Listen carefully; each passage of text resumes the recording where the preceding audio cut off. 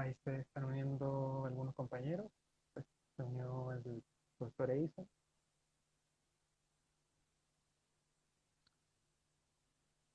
Estoy viendo por ahí a Pedro, a la Meli. Hola Meli, ¿cómo estás?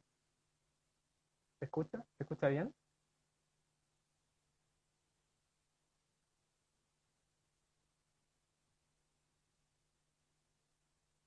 Estaba esperando que el profesor Edison se conecte. Ahí de a poquito se van conectando más espectadores.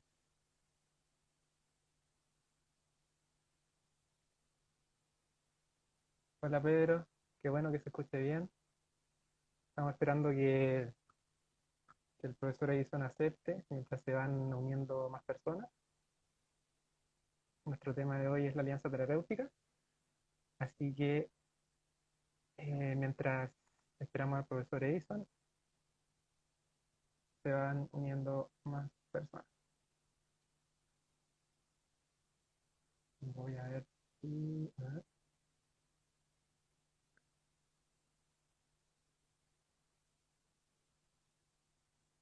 ¿Cómo estás, Pedro?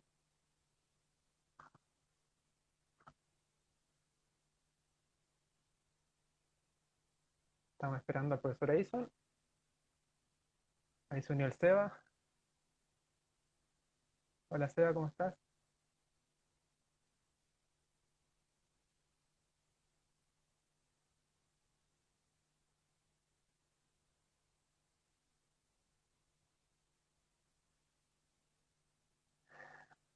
Vamos a esperar un poquitito al profe Edison que se conecte. Hola Seba, qué bueno verte por acá. Eh, yo bien, Pedro, todo bien por acá, en casita.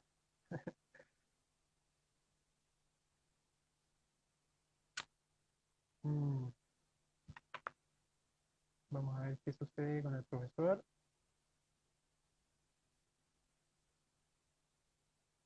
Ahí está el profesor Edison saludando. Le mandé la invitación para que se conecte. Ahí está. Hola Mati, ¿cómo estás? Hola, profe, ¿viene usted?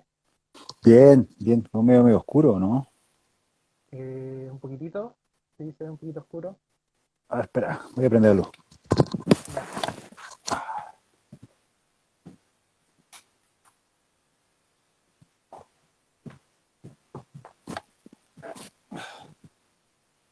Sí, creo que por ahí mejor.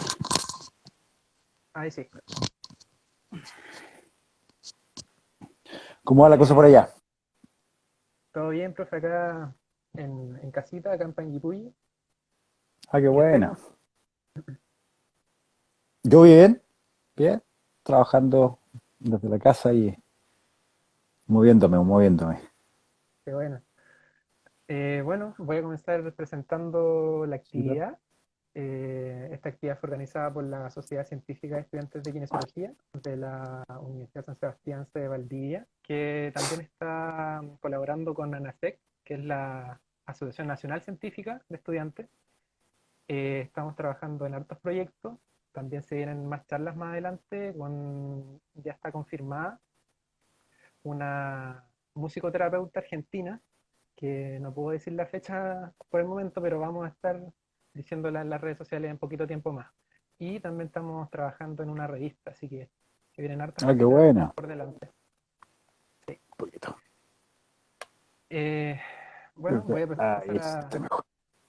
¿Ahí Sí, sí? dale nomás, dale. Sí, ahí yo creo que está mejor. Sí. Ya. Voy a presentarlo, profesor. Hoy día nos encontramos con Edison Pacheco Carroza, kinesiólogo licenciado en kinesiología de la Universidad del Desarrollo, osteópata de la Escuela de Osteopatía de Madrid, máster en técnicas osteopáticas del aparato locomotor de la Escuela de Osteopatía de Madrid, Universidad de Salamanca, especialista en kinesiología de traumatología y ortopedia del DENAQUE, diplomado en educación superior de la Universidad de Santo Tomás, diplomado en investigación clínica de la U de Chile y formación continua en neurociencias del dolor, neurodinámica y método Mackenzie. Y lo más importante de todo, que es nuestro docente del área musculoesquelética. Ah, Así que Nuestro conversatorio va a estar dividido en tres fases, que esta es la fase inicial, después vamos a pasar a conversar sobre el tema de hoy en día, que es la alianza terapéutica, y al final vamos a dejar 15 minutitos para las preguntas. Buenísimo. ¿Me parece? Ya. Sí, muy bien. Una pregunta teledirigida para usted que me dejaron mis compañeros es, eh, en su desarrollo como kinesiólogo y docente, eh, usted, el Edison Pacheco, terapeuta con pacientes, versus Edison Pacheco con alumnos en aula, eh, ¿cuál cree usted que se siente más cómodo? ¿En cuál se puede desempeñar mejor? Esa es la primera pregunta. Mira, yo creo que primero hay que ir dividiendo lo que es la personalidad de la identidad. O sea, la personalidad son como las características que nosotros mantenemos independientes de las situaciones y las Ujú. identidades son múltiples y las asumimos de acuerdo a las situaciones. Y creo que la identidad de terapeuta y la identidad como docente me acomodan, las dos. Son Ya, distintas, ujú, pero las dos me acomodan. ya, súper. Me gusta. Y, y la segunda pregunta dice que, bueno, sabido por todos que usted estudia mucho, que es un profesional basado en la evidencia. ¿Y cómo es su estrategia de estudio? ¿Cuánto tiempo invierte? Eso. Yo en ese sentido soy un poco. Mira, yo generalmente he tenido de chico una personalidad medio obsesiva. Y cuando me gusta algo soy súper metido. Y así ha sido con Ujú, todas las cosas que hago. No, no lo puedo evitar. Funciona así.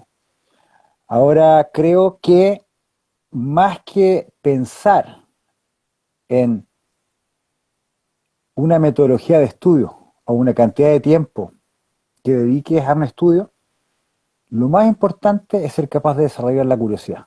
Si tú eres curioso, si te haces preguntas, es imposible no buscar información. ujú, Y yo me considero una persona muy curiosa y siempre trato de mantener la mente lo más abierta posible. Me gusta leer evidencia científica, me gusta, porque hay mucha y creo que muchas veces cometemos el error de desaprovecharla, pero siempre lo que busco, ya sea evidencia científica o sea información de todo tipo, mira, yo leo de todo, a mí me gusta leer de todo, pero lo hago por curiosidad. ya. Básicamente, por ejemplo, últimamente me ha interesado mucho en la historia del hombre, estoy leyendo harta historia, y sobre todo encontré un libro hace poco sobre cómo la evolución o el paso de ser cazadores-recolectores a Ujú. establecernos en ciudades influyó en la aparición de las enfermedades crónicas. Y estoy súper interesado, sé que eso nunca quizás lo vaya a utilizar directamente en la clase, no hay una clase en, no sé, en una de las asignaturas que sea de eso, pero me interesa, ¿te das cuenta?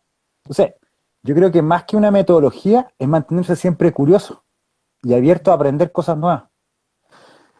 Es tan importante ser curioso que dentro de los factores que se han determinado como que aumentan la expectativa de vida de un ser humano, se encuentra la actividad física regular, se encuentra el apoyo social, tener redes sociales, se encuentra el consumir una comida variada que tenga muchas frutas, verduras y carnes. Y el último punto es la curiosidad. Las personas que son más curiosas tienden a tener un objetivo por el cual levantarse en las mañanas y viven más. Entonces la invitación, que ustedes son estudiantes, es hacerse preguntas y ser curioso. Gracias, profe, por su respuesta. ¿Le parece si vamos de lleno con el tema de hoy? La alianza Sí, claro, terapéutica, claro.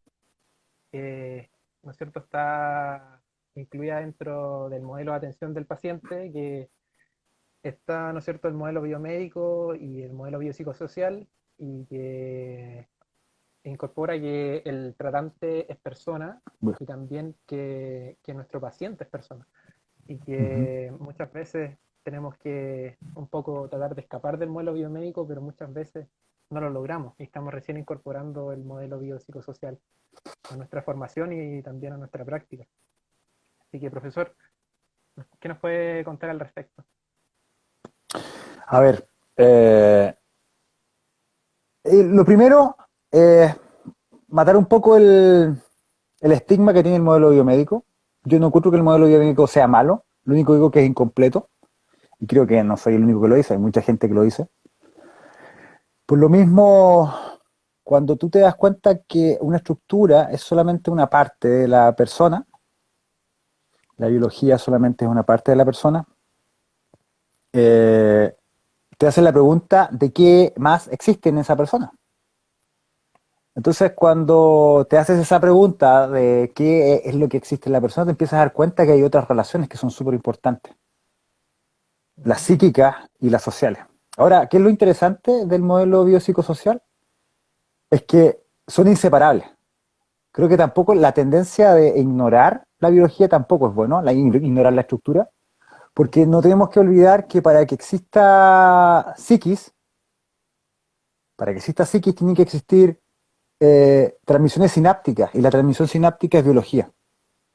Entonces, Claro. el modelo biopsicosocial es la evolución obvia.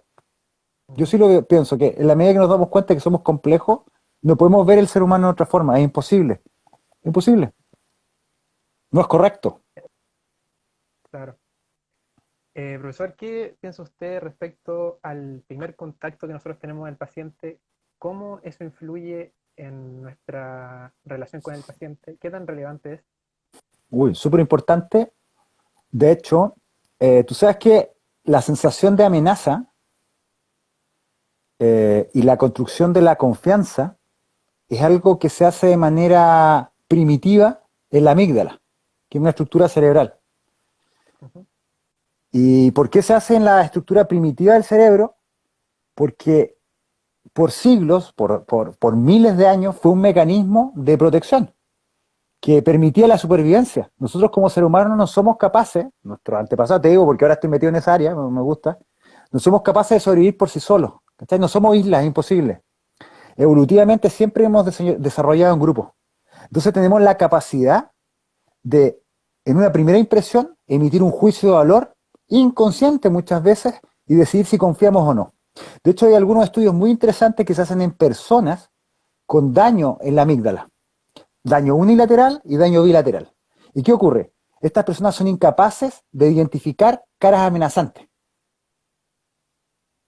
¿Te das cuenta? O sea que siempre confían. La amígdala nos permite desconfiar, nos permite detectar el peligro. Y eso ocurre en los primeros segundos incluso hay un estudio de Benedetti que habla de que los primeros 500 microsegundos el cerebro es capaz de determinar si confía o no confía en una cara. Ahora, eso después pasa por un proceso más cortical y tú se termina construyendo la respuesta. ¿Qué es lo importante en la primera, al menos lo que dicen estos estudios, en la primera impresión? Si la cara está sonriente o no. Por ejemplo, la simetría en la cara. Una persona asimétrica genera de manera natural más desconfianza que una persona simétrica. Ujú. ¿Podemos hacer nuestros ojos más simétricos? No, pero quizás sí podemos hacer nuestro corte de pelo un poco más simétrico. Nuestra vestimenta la podemos transformar en una vestimenta más simétrica. Y todo eso influye en el primer contacto.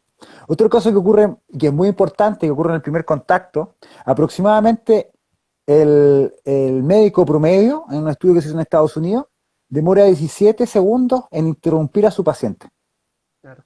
Entonces, en el primer contacto es súper importante, además de una buena presentación, además de una sonrisa, el esperar que el paciente cuente su historia. Ujú. Profesor, bueno, con respecto a algo que yo pude leer, que lo asocio, bueno, como estudiante, a lo mejor nosotros somos bastante jóvenes y que la apariencia, junto con la edad del profesional, establecen asociaciones muy fuertes con respecto a la confianza que siente el paciente con la persona que lo está tratando. Por lo tanto, nosotros como estudiantes tenemos quizás esa desventaja de ser más jóvenes y que deberíamos generar confianza a través de otras herramientas. Sí, ¿Qué mira, es piensa de eso? importante saber que esos son solamente factores. Entonces, al final, lo que te entrega el resultado es la sumatoria factorial. Llama el journal de American Medical Association, hace poco publicó un paper donde habla de cuatro como factores relevantes para construir este proceso de confianza. Si es que no eres una persona que, no sé, tiene una cara mayor, etcétera, de una persona con más edad, etcétera. Claro. Si utiliza el uniforme pitufo, por ejemplo, esas cosas, ahora ya no lo tienen, ahora tienen negro. Sí. Bueno, ya, entonces, ojo, el color del uniforme es súper importante. De hecho, históricamente, el delantal blanco es un sinónimo de autoridad. Y la autoridad genera confianza. Ojo que ya no utilizamos los kines delantal blanco. Bien, Ujú. 4 puntos que son súper importantes. El primer punto que determina este artículo es eh, invertir en el primer encuentro. ¿Y qué significa invertir en el primer encuentro? Significa que tú generes el tiempo para escuchar, el tiempo para hacer preguntas abiertas, el tiempo para estar con tu paciente. ¿Bien? El primero, muy Ujú. importante. El segundo punto, que es tremendamente importante, es la empatía, Ujú. el tener la capacidad de demostrar empatía. Eso tiene mucha relación con un concepto que se llama la validación de la historia del paciente, un concepto que trabaja mucho Tamar Pincus. ¿Y qué es Ujú. la validación del paciente? Es ser capaz de, luego de haber escuchado el relato, tú hacer un breve resumen de lo que te contó tu paciente. Ok. Como Otro darle el punto feedback. es darle el feedback, dejarle esa capacidad para que él sienta y se dé cuenta que tú lo escuchaste. ¿Bien? Claro. El otro punto que era relevante es... eh, se me fue. Ya me voy a acordar durante la presentación. Ujú. Otros tips que te pueden ayudar a generar más confianza, el estar presente. Por ejemplo, cuando te lavas las manos, recordar lo que estás haciendo y con quién estás.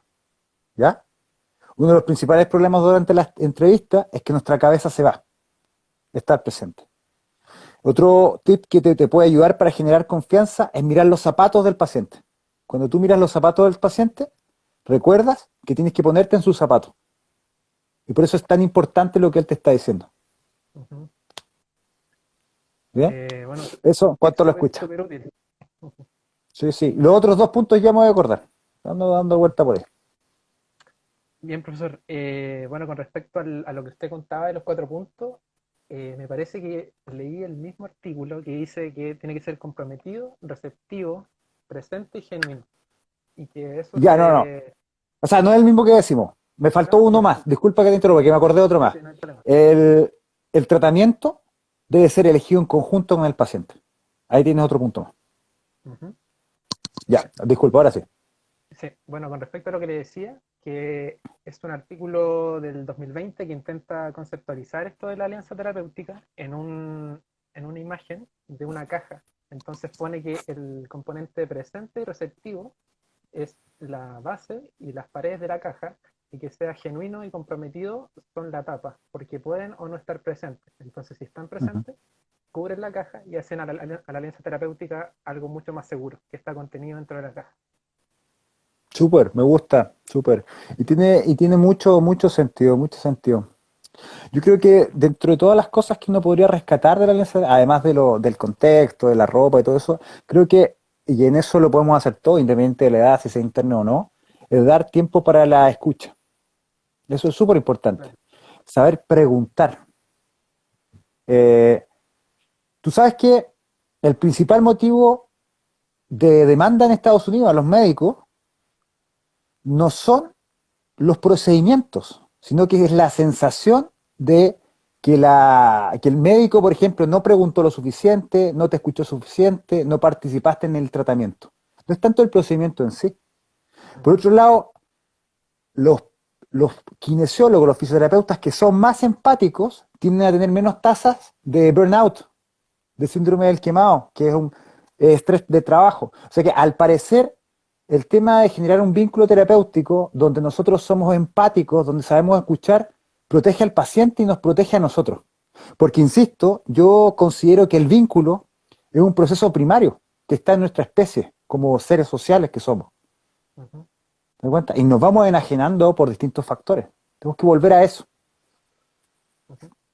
Por Profesor, otro lado, el otro... sabe... Disculpa. ¿Mm? No, adelante, continúe, continúe. Es que me acordé de otros beneficios. Por otro lado, por ejemplo, hay un estudio muy interesante de un colega chileno, de Jorge Fuentes, kinesiólogo de la Universidad Católica del Maule. ¿Tú lo escuchaste cuando lo invitamos Sí, a la sí, jornada? sí, Bueno, sí.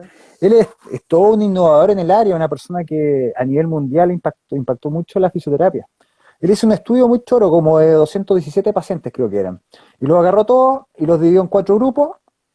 A dos le aplicaba la onda corta prendida, a otros dos le aplicaba onda corta, no onda corta, terapia interferencial, apagada. De esos dos, esa división, de los dos, a uno se le generaba alianza terapéutica y al otro no, solamente se le aplicaba la corriente. A los que se le generaba alianza terapéutica eran solamente 15 minutos donde se le preguntaba al paciente cómo tu dolor impactó tu vida. Mira, la pregunta es súper sencillo. ¿Y cuáles son los resultados? Los resultados súper interesantes, porque nos explican que en los grupos donde se generó alianza terapéutica hubo una disminución significativa del dolor. Hay otro estudio de Ferreira, que me parece que es del 2012, que él agarró 300 y tantos pacientes y los dividió en 4 grupos. Y agarró un grupo donde se les hacía ejercicio de estabilización, otro se les hacía tratamiento manual, otro ejercicio general, otro educación. Y a los 3 meses se midió el nivel de alianza terapéutica de todas las personas del estudio. ¿Y qué se dio cuenta? Primero que todos los pacientes habían mejorado prácticamente lo mismo. Sin embargo, los pacientes que tenían un 20%, o sea, que tenían mayores niveles de alianza terapéutica, presentaban un 20% más de mejora. Claro. Entonces, la alianza terapéutica no solamente genera un cambio, o no solamente es para generar la buena onda con el paciente. La alianza terapéutica activa mecanismos endógenos como el mecanismo placebo, que utiliza las mismas vías cerebrales que los opioides. O sea que es capaz de disminuir el dolor, tiene que ser considerado un tratamiento en sí. Ujú, Porque si tú revisas la literatura, el efecto de tratamiento en muchas patologías, independiente de la intervención que tú realices en kine, es muy similar. ujú. Si yo agarro un paciente Profesor, con dolor lumbar subagudo, es muy similar. Pero ¿qué hace la diferencia? Esta guinda. ujú. Profesor, con respecto a aplicar, ¿no es cierto?, o considerar la alianza terapéutica como una intervención, desde el punto de vista de las habilidades comunicativas, ¿usted cree que como kinesiólogos necesitamos formación en ese aspecto en pregrado o quizás es una deuda que se tiene con el estudiante en pregrado y que es una herramienta que nosotros potencialmente vamos a conseguirla después, estudiando después que salgamos de la universidad, tal vez? ¿Qué piensa al respecto? Mira, yo no te podría decir si... A ver, lo primero, que las habilidades blandas y las habilidades comunicativas son fundamentales. O sea, las habilidades blandas, eh, de hecho, mira, el nivel de, de agrado o el nivel el nivel en el cual el paciente categoriza si un tratamiento es bueno o no, depende en gran medida de la empatía y la simpatía que tú generes con tu paciente. Es así de importante. Y eso tú lo generas mediante las habilidades blandas. Y creo que en nuestra área, en nuestra carrera, las habilidades blandas, como decís tú, es un debe. Creo que es algo que deberíamos desarrollar más. Eh, el estudio de la estructura, de la biomecánica es súper importante, pero las habilidades blandas yo te podría decir que, no sé si más importantes, pero podrían ser igual de importantes. Y creo que se podrían abordar de una manera más profunda en kine, en pregrado, pero creo que es algo que gradualmente va a ir mejorando, porque Ujú. la transición va a ser un poco más lenta. Pero siempre nosotros podemos estudiar, o sea, siempre nosotros podemos leer un libro por ejemplo, leerse los libros de Benedetti. Los libros de Benedetti es un autor que estudia mucho el placebo y te enseña tips más clínicos de cómo tú ir utilizando tus habilidades para eso, ¿ya? Ahora sí, ahora también hay entrenamientos que son mucho más profundos en el área y puedes aprender estrategias específicas. Pero insisto, yo creo que está bien aprender habilidades blandas, pero tampoco hay que complicarnos tanto la vida. Ujú. Aprender a escuchar y hacer el ejercicio de escuchar Sí, en todas partes, con tu familia, con tu pareja, hacer ejercicio de escuchar. Cada vez que nosotros hablamos, repetimos cosas que ya sabemos. La única forma de aprender es escuchando. Entonces, esa no es mi frase, es del Dalai Lama. Así que tenemos que ser capaces de escuchar.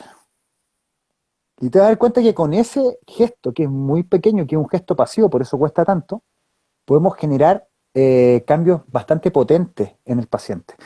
Interesarnos por lo que está pasando con el paciente.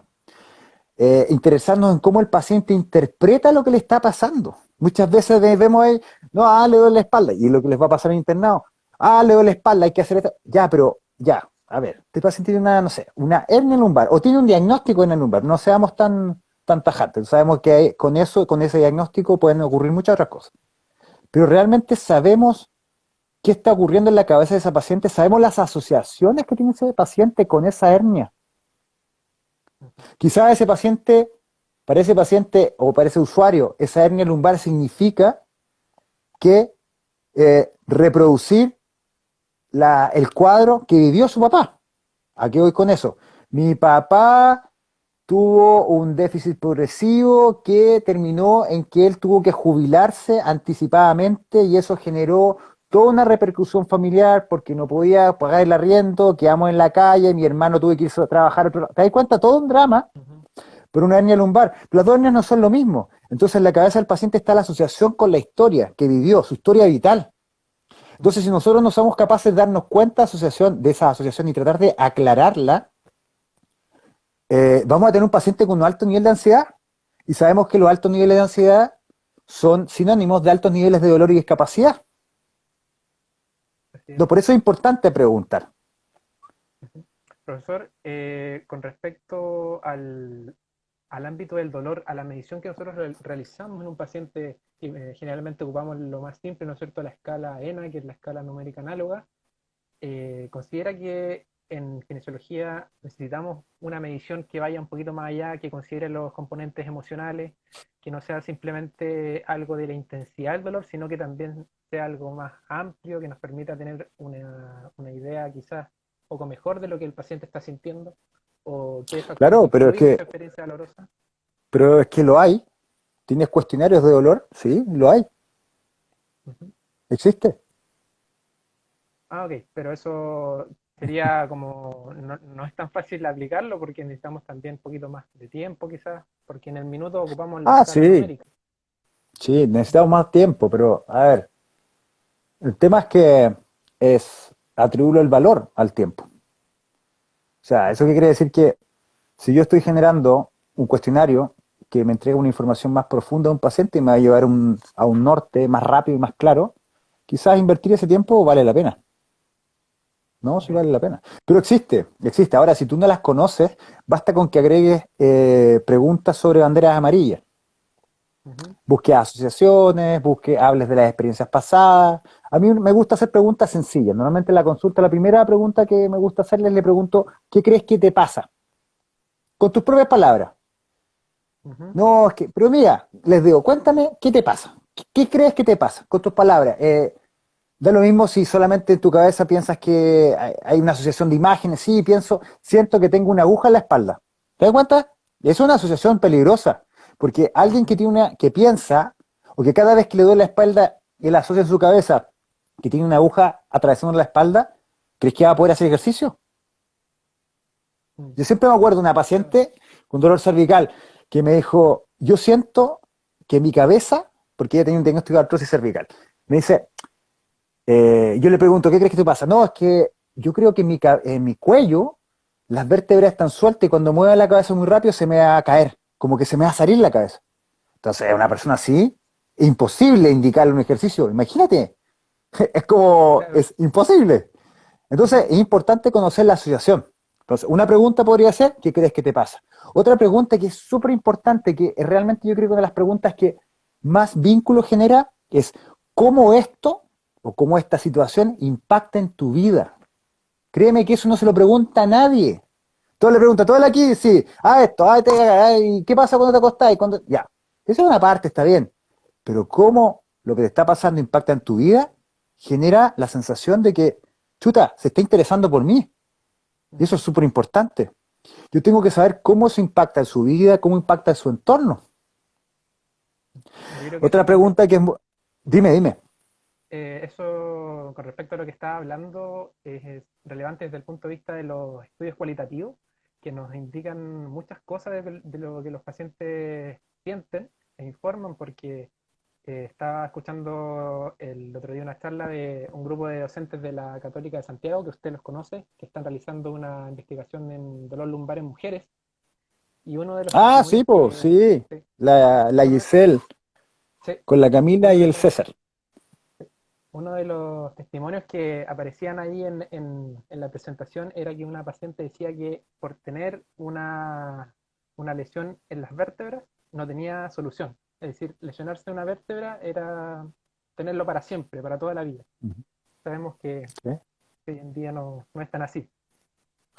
No es tan así. Mira, eh, mira, este es un concepto que me gusta. Yo creo que con los pacientes nosotros tenemos que construir esperanza. Construir esperanza. ¿Y qué es la esperanza?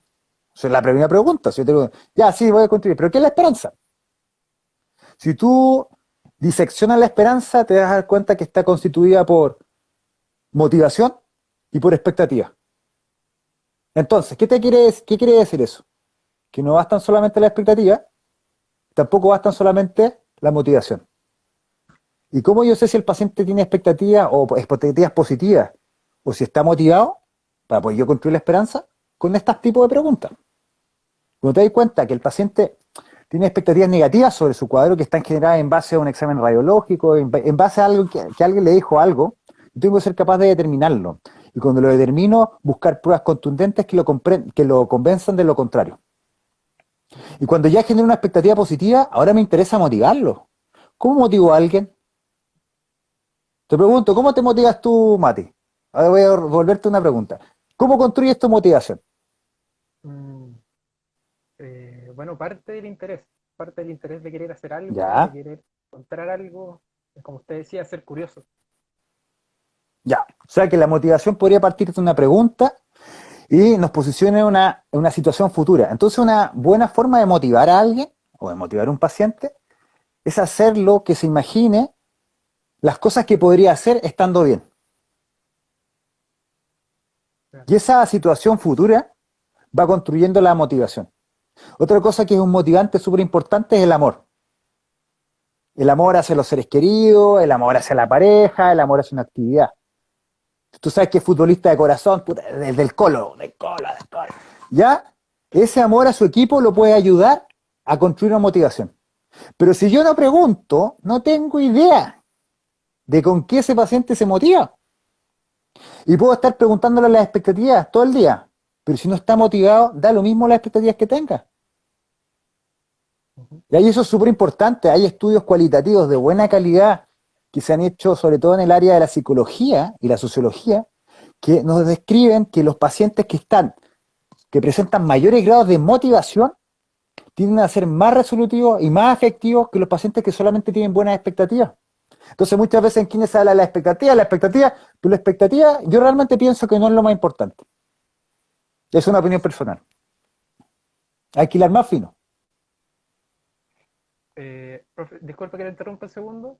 Les Por recuerdo a supuesto. todos los que están viendo la Espera, voy transmisión que a pueden dejar apagar una cosa y vuelvo. Espera un poquito. ya, no hay problema.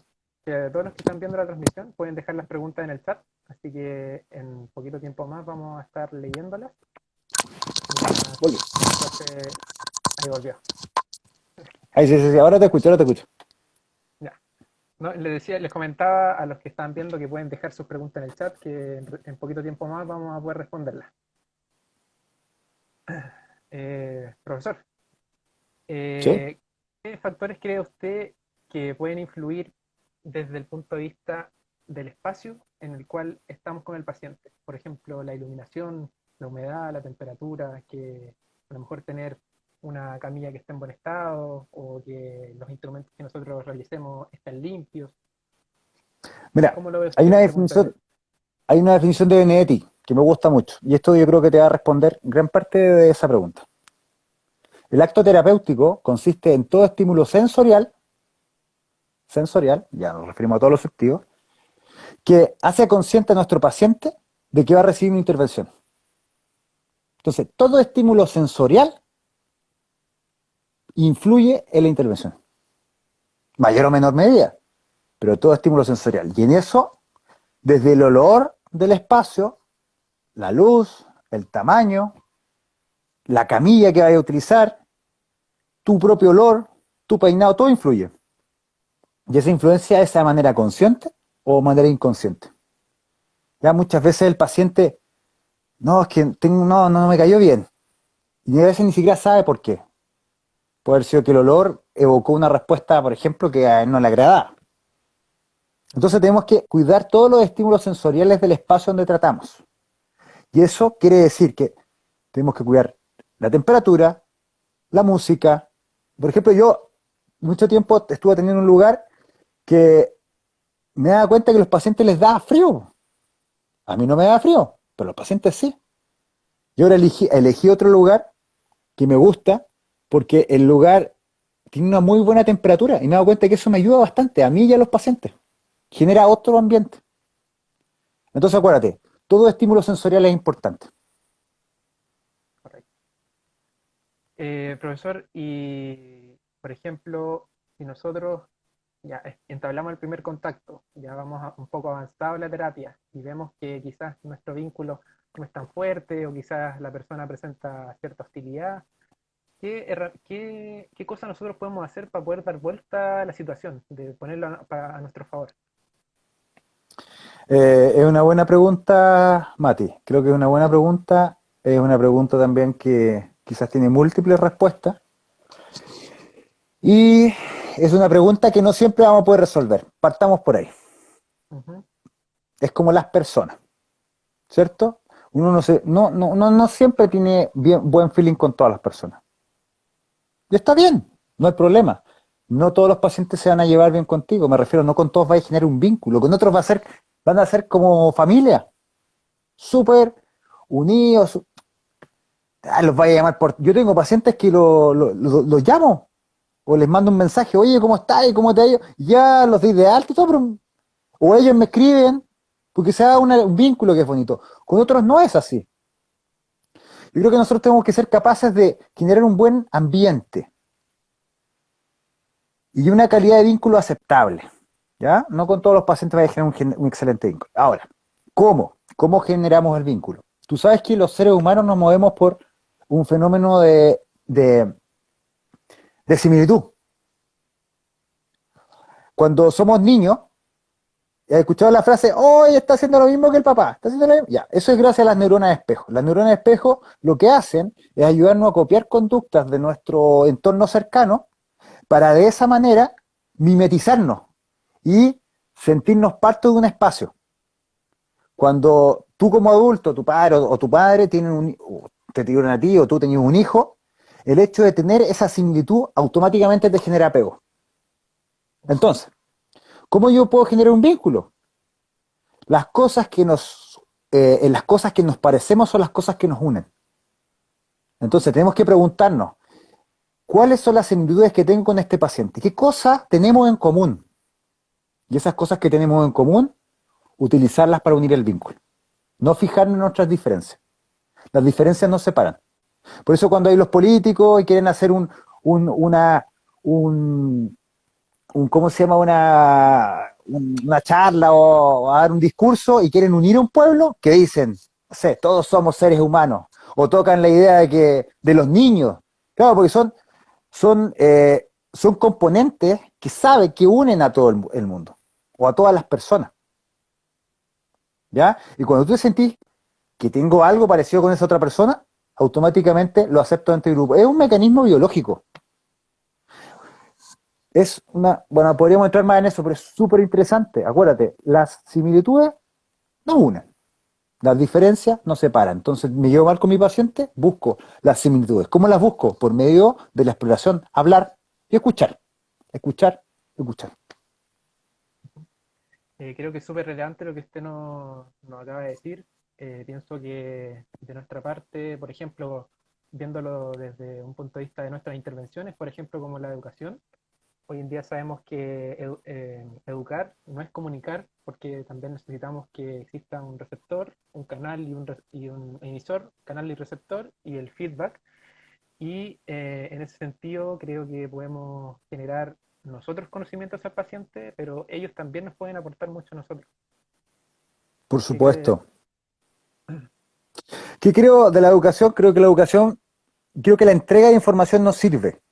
De hecho, hay muchos estudios que nos hablan de que no sirve. De que si yo me paro enfrente a un paciente y le digo que no tiene que fumar, es súper probable que el paciente siga fumando. Entonces, ¿de qué forma hago el cambio? Entonces, para que un paciente o la persona que tengo enfrente cambie, tiene que querer cambiar. Y volvemos al tema de la motivación.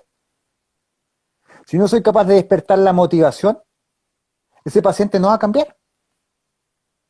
Yo no le puedo decir a una persona, imagínate,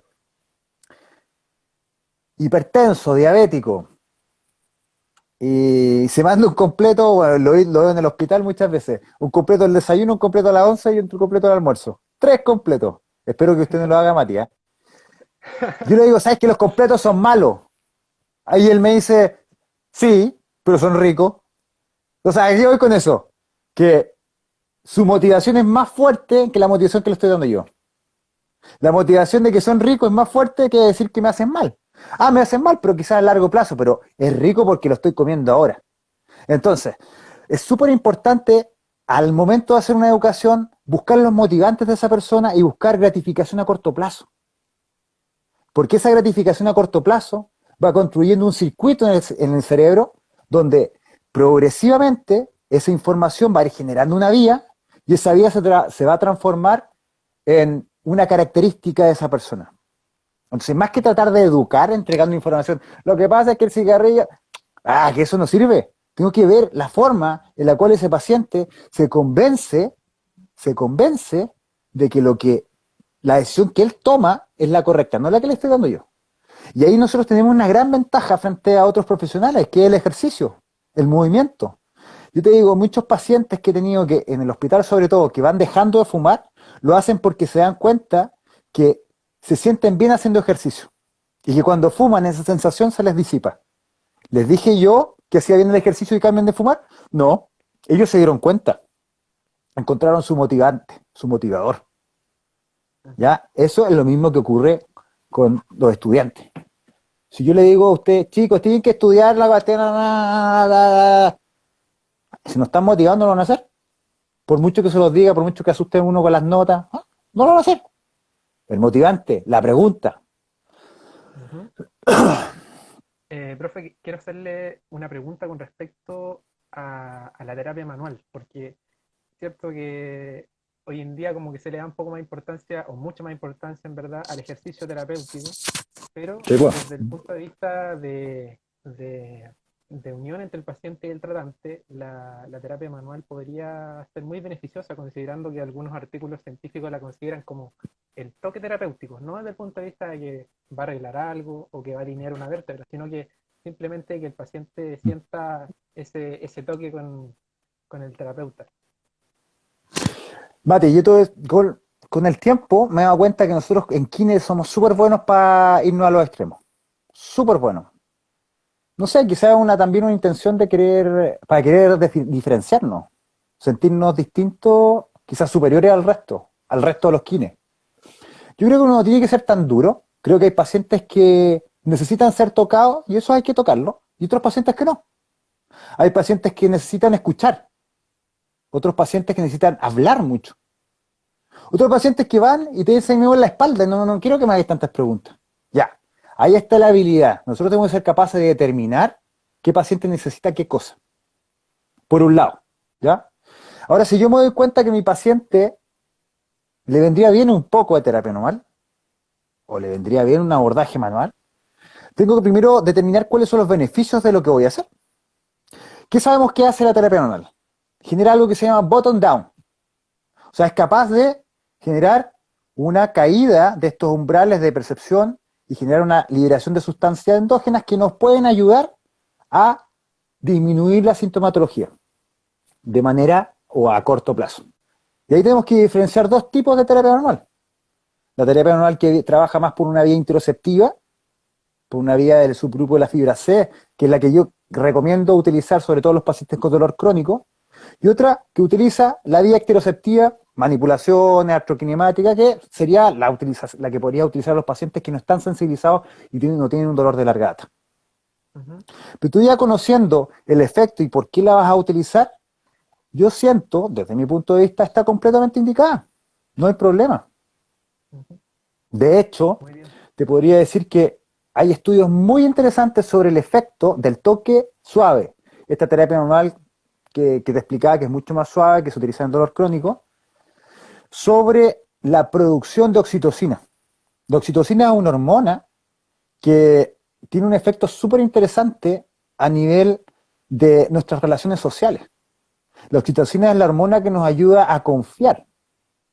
De hecho, hay un estudio muy choro donde se les administraba, imagínate un grupo de personas que hacían un trato, y en el trato los estafaban, ¿ya? Los estafaban de una manera, bueno, en el estudio. Después a un grupo se le da un spray de oxitocina, y al otro grupo no se les daba nada. A los que no se les daba nada tendían a desconfiar.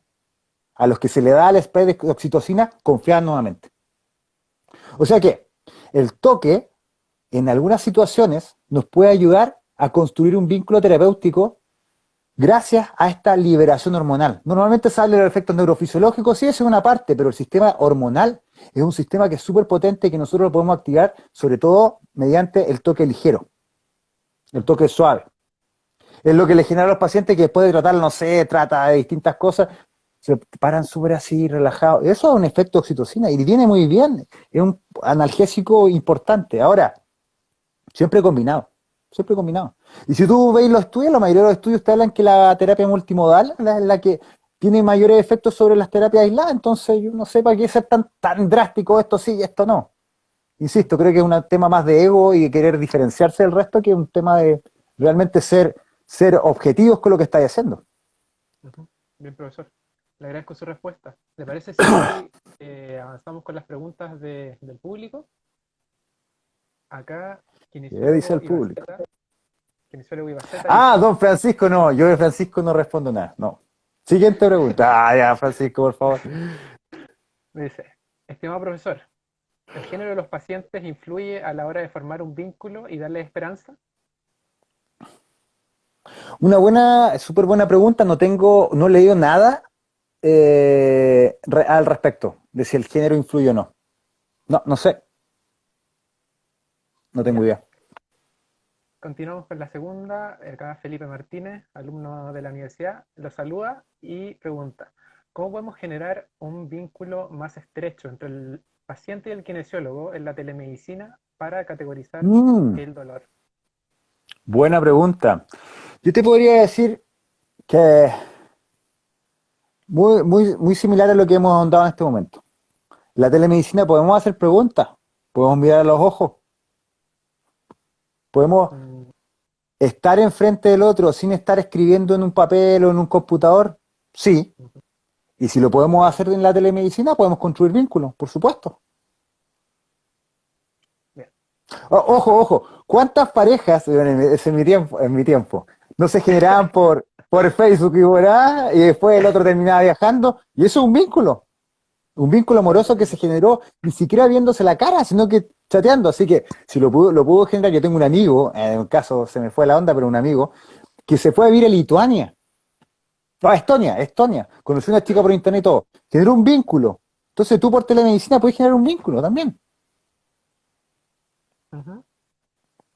Bien, gracias, profe. Ahora dice, en el boletín de herramientas, aquí dice Pedro Retamal, dice, en el boletín de herramientas de telecomunicación de la OMS, dice que una vez que uno pierde la confianza de un paciente, es básicamente imposible recuperarla. ¿Qué opina usted de este comentario? Que es súper cierto. Imagínate que volviendo al caso de mi amigo que se fue a Europa del Este con esta chica. Llegó allá y se portó mal. ¿Qué crees que le va a pasar? Se te hay que volver, po. Es súper difícil. La confianza se construye con tiempo y se pierde en un segundo. Por eso tenemos que ser tan impecables en nuestra relación terapéutica, con lo que decimos, con lo que hacemos, con nuestras caras. Es súper importante, porque insisto, se pierde en un segundo, se pierde en un segundo. ¿Y en quiénes más se pierden? ¿No? Y esto es un tema bien paradójico. ¿En qué personas se pierde más rápido la confianza? En los que tienen altas expectativas. Entonces, nosotros siempre pensamos, no, es que es bueno que tenga buenas expectativas, entre más altas. Ya, el que un paciente tenga altas expectativas también es un factor de riesgo para romper el vínculo antes. Entonces hay que modular las expectativas, mantenerlas altas, pero nunca tan altas, y construir la motivación. Pero claro, se pierde y es súper difícil recuperarlo, sí, por supuesto. Bien, continuamos con la siguiente. Kine Movement Team dice, ¿de qué forma aborda a los pacientes que preguntan ¿cuánto durará esto? Ahí me remito a unas preguntas de Louis Gifford. Cuando tú quieres ser, o si tú quieres ser un buen clínico, tienes que ser capaz de responder ciertas preguntas. ¿Qué tengo? ¿Cuánto va a durar?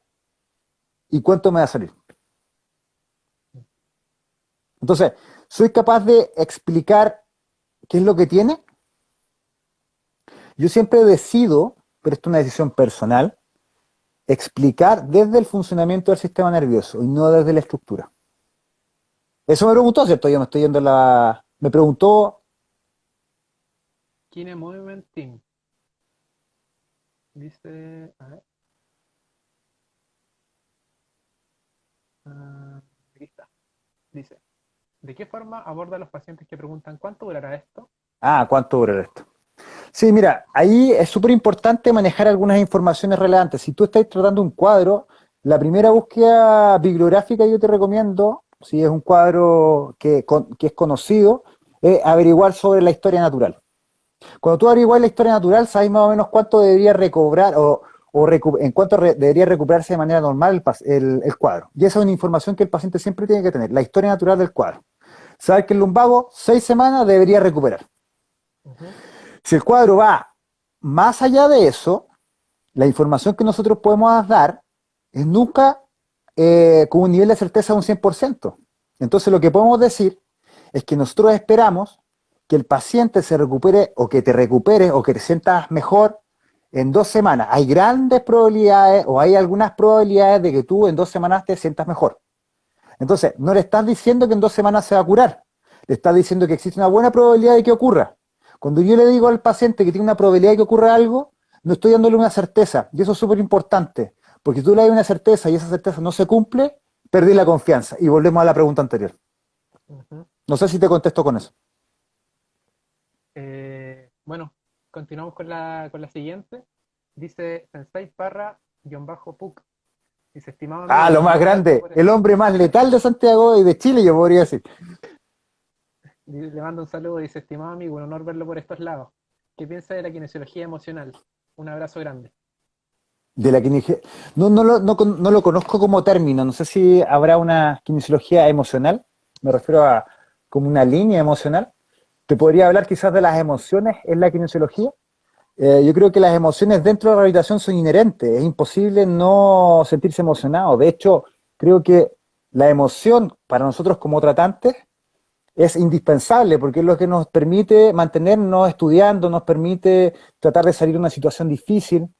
Por ejemplo, yo les voy a contar